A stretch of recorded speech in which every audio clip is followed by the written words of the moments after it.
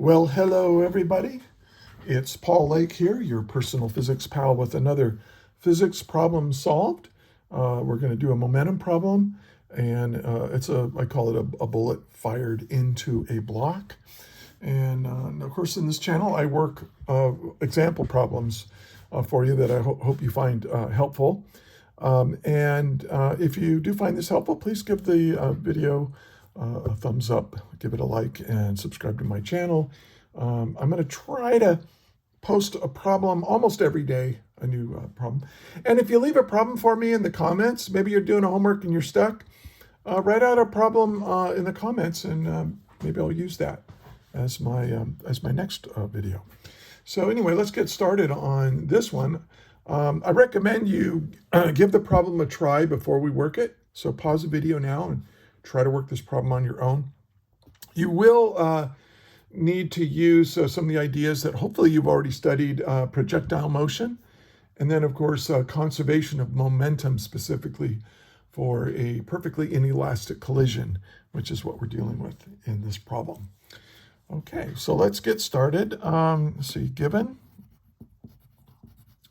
What are we given here? We have a bullet of mass 9.72 grams is fired into a block of mass capital M equals 0.5 kilograms, initially at rest at the edge of a frictionless table of height 1.5 meters. The bullet remains in the block, and after impact, the block lands a distance d from the bottom of the table. A, if the bullet was moving 859.5 meters per second, how far away did the block land? And how fast would the bullet need to move to make the block land twice as far as in part A? So there's really two problems here.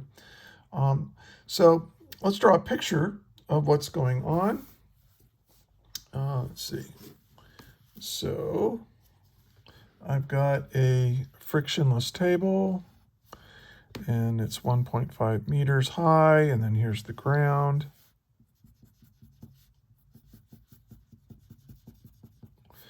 I'll put mu equals 0 just to indicate no friction. Here's a bullet, and the bullet's moving towards a block on the edge of this table. Now the mass of the block is 0.5 kilograms. Now I don't write these problems. I get these problems from my tutoring clients. And this was kind of weird because this is only, if you're dealing with significant figures, this is only one significant figures. This is 3. And of course, this is 4. So how do you handle that? Well, usually I'll just assume that this is accurate to 2 significant figures. That might be a mistake, but that's what I'm going to do. So, and then the mass of the bullet, we'll call that lowercase m, was given to be 9.72 grams. So we'll have to change that to kilograms.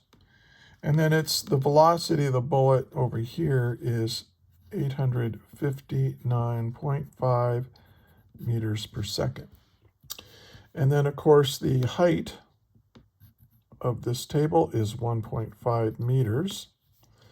And this bullet is going to hit into this block, and then the block's going to fly down like this until it reaches some distance d from the edge of the table. Okay. And in fact, that's what we're trying to find. So let's do find. Now for part A, what are we trying to find? If the bullet was moving, how far away did the block land? So D. And then for part B, we want to know what is the velocity of the bullet if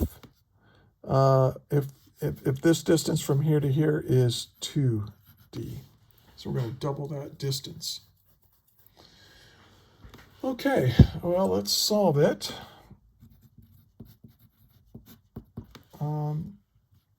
Now, let me move this a little bit so I can have enough room here.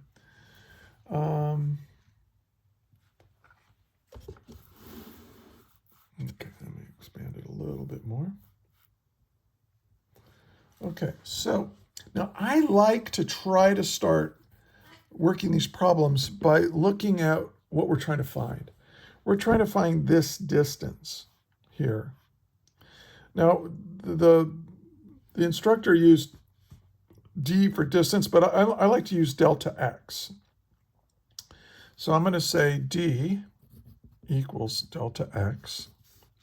And now there's only one kinematic equation when you're dealing with projectile motion. This bullet's going to hit this block, knock this block, embed itself in the block, and then the block's just going to go like that. So that's projectile motion.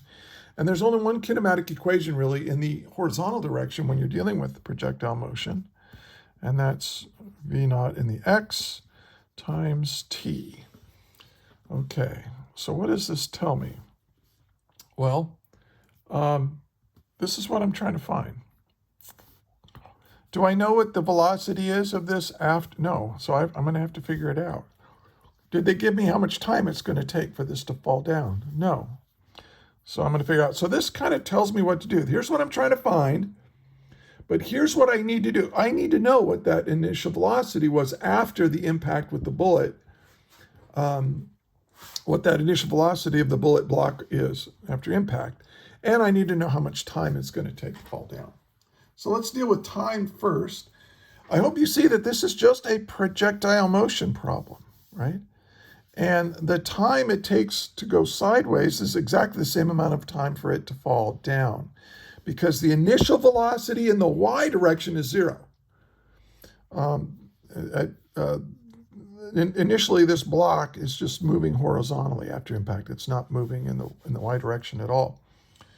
So I can use that idea to solve for time. I can say, oh, okay, delta y. Now, which kinematic equation should I use? Well, I typically use the one that doesn't have final velocity in the y direction in it, because look what I'm given. I'm given the height, which is really our delta y, and I know what the acceleration is, and I know what the initial velocity in the y direction is, right? It's 0. So this is the equation I want to use. If that's the stuff I know, t squared, I want to use this equation. And the nice thing is we know what the initial velocity in the y direction is. It's 0, right? The block isn't moving vertically right after impact. So this allows me to solve for time. And I'm going to do that right. See, so time is going to be equal to, well, take your delta y, multiply both sides by 2. So that's going to be 2 times delta y. And then I divide by the acceleration. And then that's t squared, so to get to t, I have to take the square root. So I just did all the algebra in one step. If that bothers you, just take your time, do the algebra on your own, and you will get this answer. And so, so let's plug in our values. So t is equal to 2 times delta y, which is negative 1.5 meters. Negative, because, right, the block is falling down. And usually the way I like to do these problems is I like to make down the negative direction and up the positive. And if you want to switch that, if you want to say down is positive and up is negative, you can do that. And it's not a problem. As long as you stay consistent with that convention, you'll be fine. But I like to make down negative, which means our acceleration, we know what the acceleration is, right? It's acceleration of gravity. It's down. It's negative 9.8 meters per second squared. And notice that this is nice. The negatives cancel. Gives us a positive quantity under that radical. And when you do the arithmetic, you should get 0. Now I'm going to carry more significant figures than I need. And this is kind of what I do. I always carry more than I need when I'm working through a problem, and then I round off my final answer. This is in seconds, so there's my time. So I got my time. Now I need to know what my initial velocity is, but that's the velocity after the bullet impacts the block. So what we have to recognize here is that we've got something there that has mass and it's moving. It's going to hit that block and embed itself in it. But you should recognize that this is a collision problem, and that in a collision problem, momentum is conserved. The initial momentum of my system must equal the final momentum of my system in a collision. Now, if you don't understand that, you need to go back and review. Okay. Now, then I asked myself, what is the initial momentum of this system before the impact? Well, this block isn't moving, but the bullet is moving. Now, it doesn't have much mass. It's a tiny mass, but it's moving really, really fast. So that's going to be the mass of the bullet times the velocity of the bullet. Now, then that's going to equal, now after the collision, right, the bullet is, if we draw the, let's draw the block over here. The bullet is embedded in that block, right? And so the mass of this afterwards is just the combined mass of the bullet and the mass of the block. And they're moving with the same velocity, right? The same, well, at least in the horizontal direction. So I'll call that my final velocity. But remember, my final velocity after the collision is my initial velocity in the x direction for my projectile motion equation. So you have to keep that in mind. So now I'm just going to solve for this. V final is going to be equal to the mass of the bullet times the velocity of the bullet divided by the mass of the bullet plus the mass of the block. Now I just need to plug in our values, and we'll get the answer to that. And let's see. This is 0.00972 kilograms, right? Can you do that? Grams, there's 1,000 grams in a kilogram, so we have to divide this by 1,000 to get a kilogram. So 1, 2, 3, that's 0.00972. Okay. Times this velocity, which was 859.5 meters per second.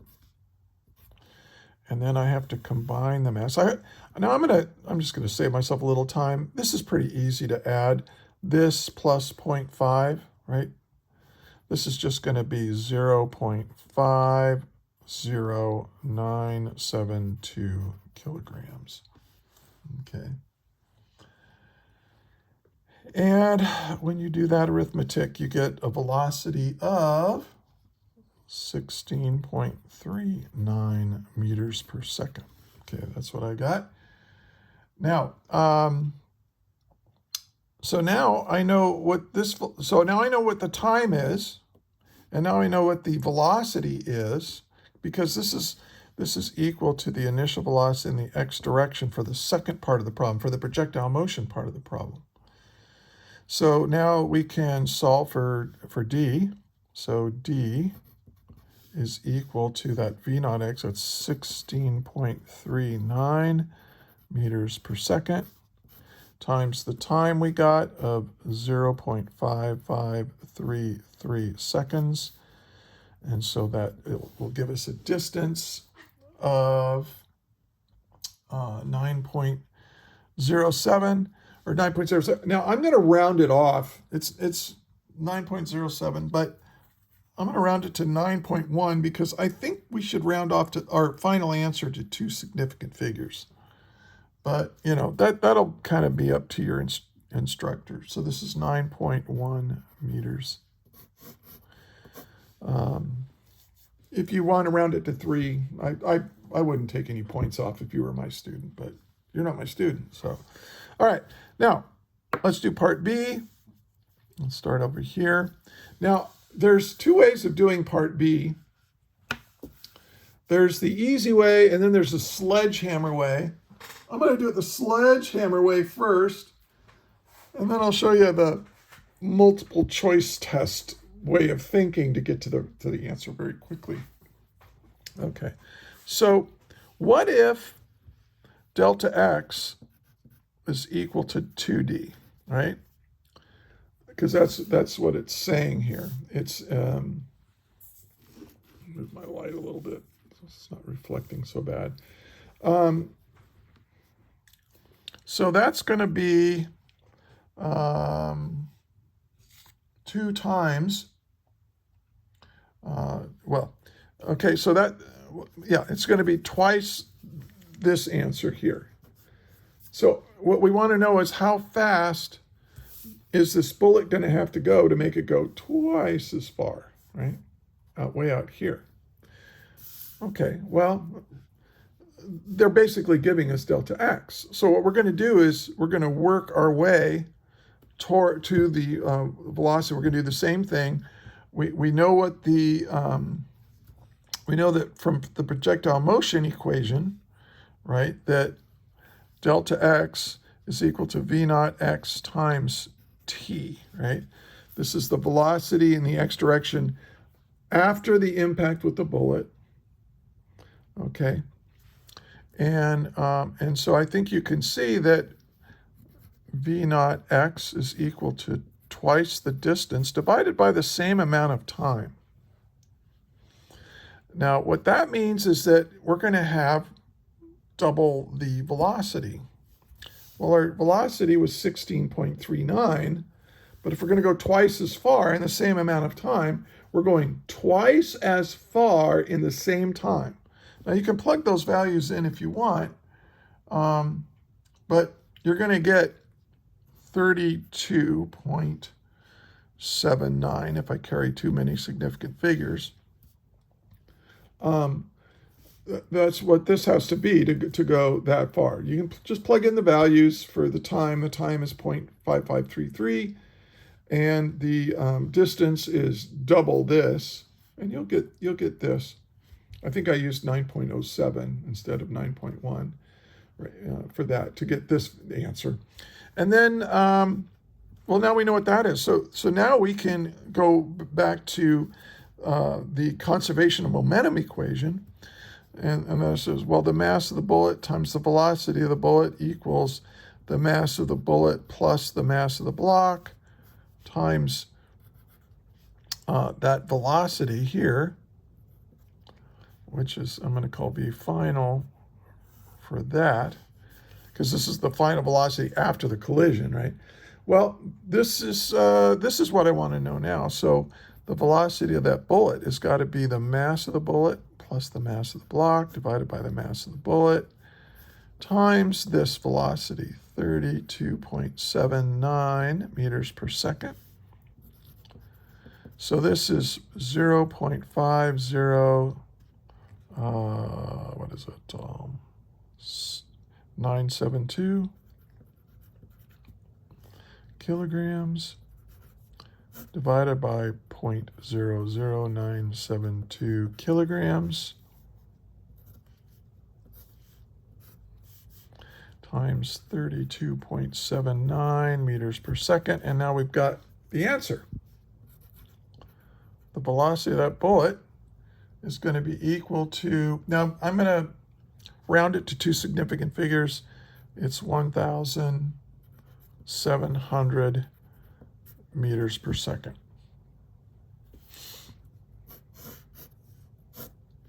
Okay, now that's a sledgehammer way of doing it, but what might we notice about this answer compared to the original velocity of the bullet when it only went half as far? Well, you might suspect, look, this is like, well, let's double that. Let's see what we get. 859.5 times 2 equals, ooh, look at that, 1,720. I rounded it off, but yeah. So it's going twice as fast. The bullet is going twice. Now, this is kind of makes intuitive sense, doesn't it? If you want it to go twice as far, you should make it go twice fast. But you have to be really careful because it all depends on what the relationships are between the quantities that we're looking at. But in this case, look, if we're going to make this block go twice as far, that means it had to come off this table twice as fast. Well, that means it's got twice the momentum. If it has 2 times the momentum after the collision, then before the collision, it has to have twice the momentum. But twice twice as much momentum. If you keep the mass the same, means you have to have twice the velocity. So just by using logic, instead of going through this rigorous mathematical treatment, we could have just said, hey, it's going twice as far. That means this is going twice as fast, which means that it has twice the momentum after the collision, which means it has to have twice the momentum before the collision, but it has the same mass, so it has to be going twice as fast, and that's indeed what we get. Okay. Well, I hope that makes sense to you, and if it does, and that you found this helpful, please give me a big thumbs up, and subscribe to my channel. It really helps out, and then maybe tomorrow I'll have another problem for you. So anyway, until then, thank you, and may the net force be with you.